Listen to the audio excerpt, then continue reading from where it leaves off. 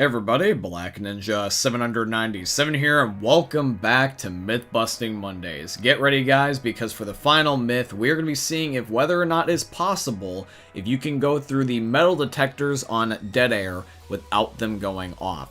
This is something that I thought was a really interesting myth because the metal detectors on dead air are just so annoying, and there's gotta be some way to get past them, right? Well, that's what we're gonna be testing, my friends. So we're gonna be doing that at the end. If you guys end up looking forward to the final myth and today's episode as a whole, please end up dropping a like, comment, and subscribe to show your guys' support.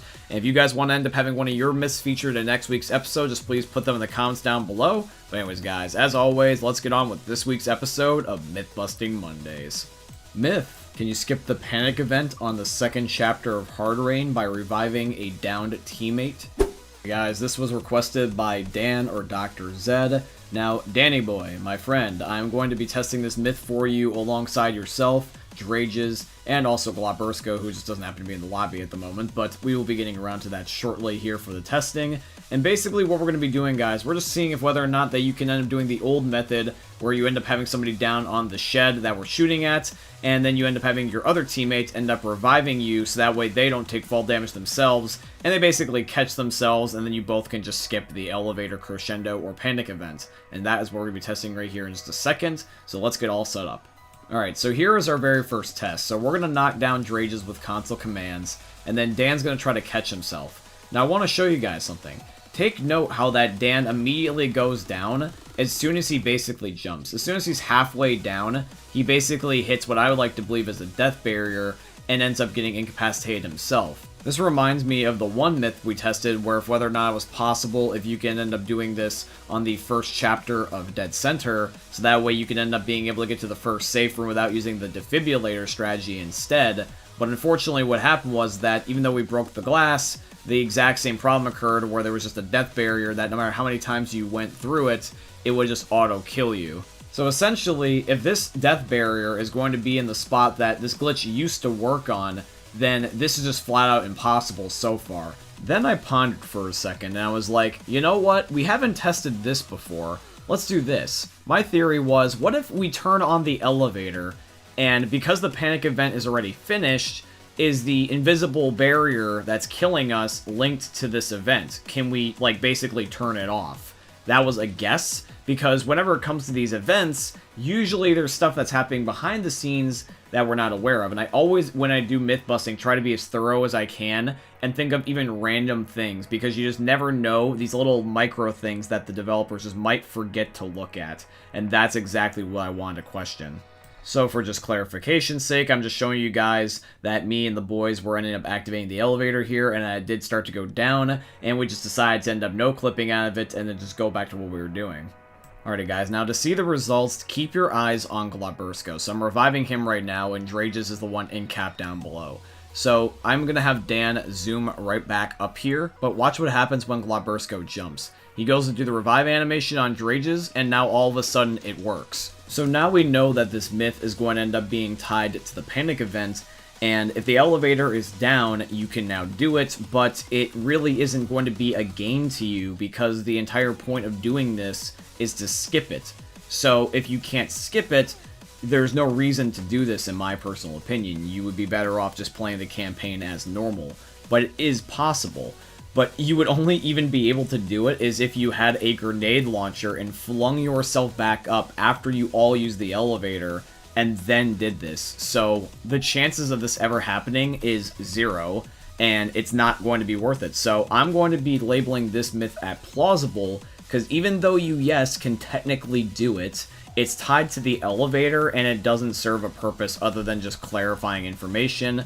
It's not something that I recommend you do, but at least now you know. Myth. Can a hunter pounce a survivor that's already been pounced by another hunter?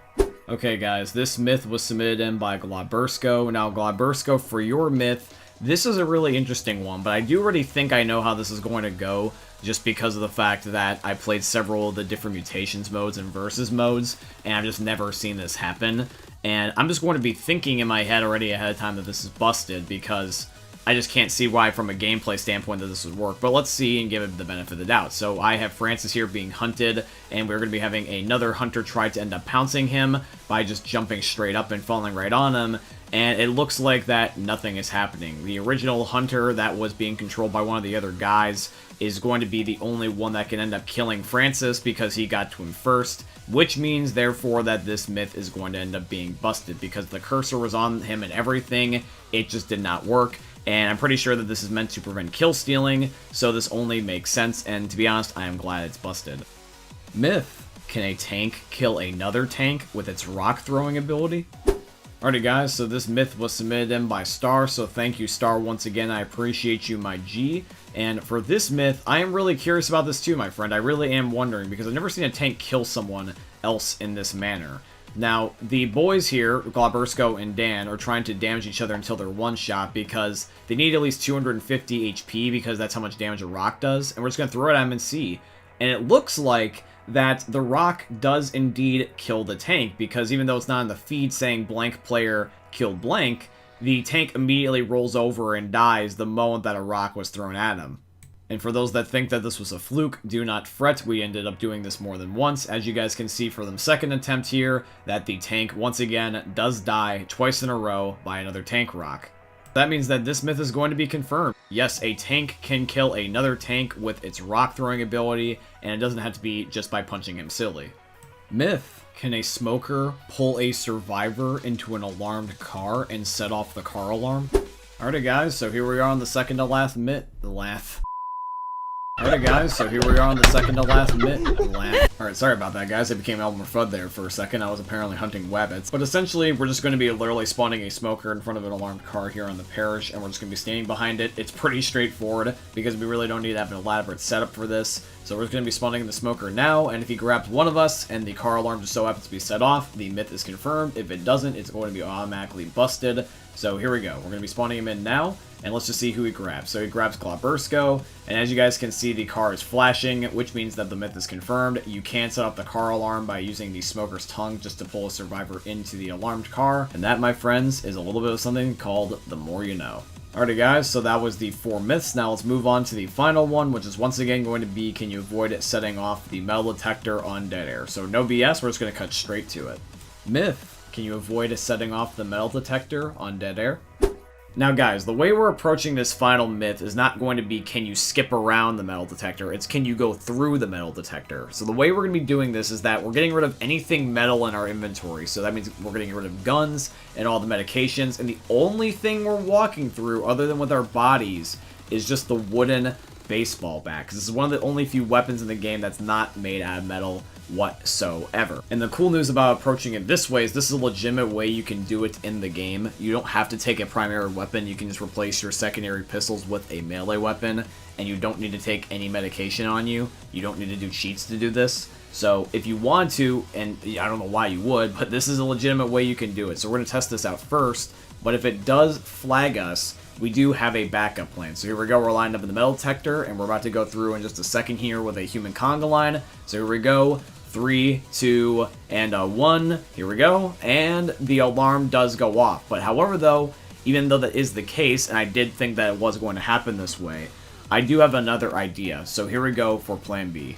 Alrighty, so here we go for plan B. Now plan B is to end up going through with nothing. We have our inventory completely wiped with the assistance of console commands, and it's just our T-posing bodies. If it flags at this point, then the event is unavoidable, so here we go with all of us going through once again, and just like last time, it did go off. Now, you could say that this is just going to be them being realistic and saying that it's the characters like belts or something like that, like an airport would normally end up flagging with the alarm, but the characters can't go through naked, so this means that it's unavoidable, and it doesn't matter what you have in your inventory, it will just go off no matter what. Which means that the final myth is going to end up being busted. You can't go through the metal detector, you have to just simply go around, but you can only end up doing that if you were to cheat, or if you were playing the original Left 4 Dead 1 version of Dead Air. But yeah guys, that is the final myth of today's episode. I do hope you guys end up enjoying it. If you guys want to see more Myth Busting Mondays, please feel free to check out my playlist for it down below in the description. We have almost 50 episodes in this entire series. I'm really looking forward to episode 50.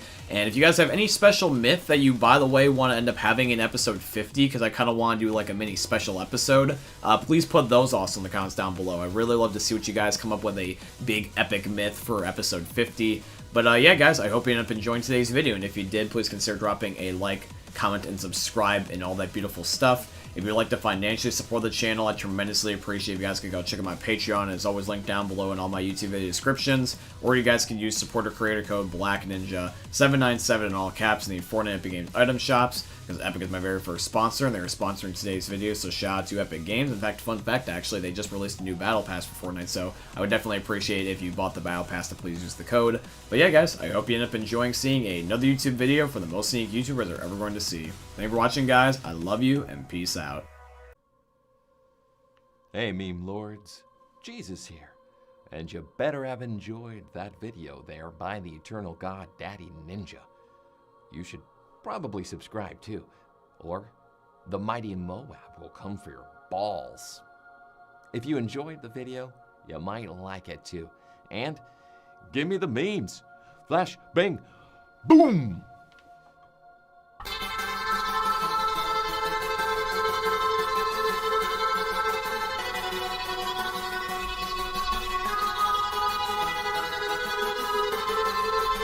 Dad. Well, that I don't blame you on that one, because some people like to take it as a personal challenge about how loud they can moan in the microphone. Like you watch certain porn videos and the girl's just like, ah! Oh, fucking Christ. No, I'm talking about the girl, not the dude. Well, dudes may do it too. Oh, that dude, there's nothing worse than when you find the one dude that just can't shut the fuck up, and he's just like, he's just like, ah, ah, ah.